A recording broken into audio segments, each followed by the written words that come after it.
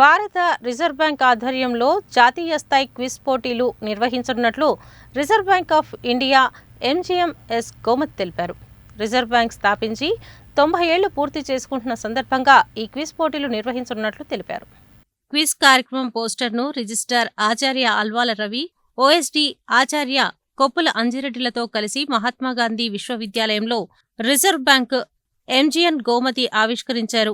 ఈ సందర్భంగా ఆమె మాట్లాడుతూ, డిగ్రీ చదువుతున్న 25 సంవత్సరాలలోపు విద్యార్థులకు క్విజ్ పోటీలను నిర్వహిస్తున్నట్లు తెలిపారు.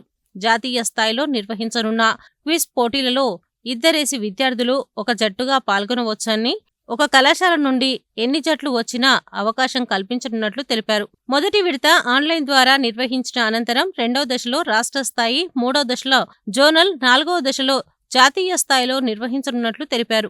జాతీయ స్థాయి మొదటి బహుమతి 10 లక్షల నగదు, రెండవ బహుమతి 8 లక్షలు, మూడవ బహుమతి 6 లక్షల నగదు బహుమతి ఇవ్వనున్నట్లు వెల్లడించారు.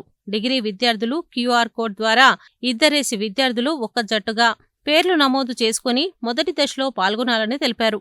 2, 3, 4 దశల్లో పాల్గొనే విద్యార్థులు రవాణా మరియు వసతి సదుపాయాలను సంస్థ భరిస్తుందని తెలిపారు.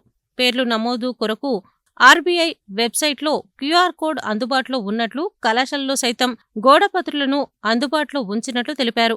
రిజర్వ్ బ్యాంక్ ఆఫ్ ఇండియాను స్థాపించి 90 ఏళ్లు పూర్తి చేసుకున్న సందర్భంగా సంస్థ ఉద్దేశాలు, ఖ్యాతి మరియు ఆర్థిక అక్షరాస్యతను ప్రజల్లోకి తీసుకువెళ్లే ఉద్దేశంతో ఈ కార్యక్రమాన్ని నిర్వహించనున్నట్లు తెలిపారు. రానున్న రోజుల్లో గ్రామ, పాఠశాల మరియు కళాశాల, విశ్వవిద్యాలయ స్థాయిల్లో కార్యక్రమాలు నిర్వహించనున్నట్లు ఆమె పేర్కొన్నారు.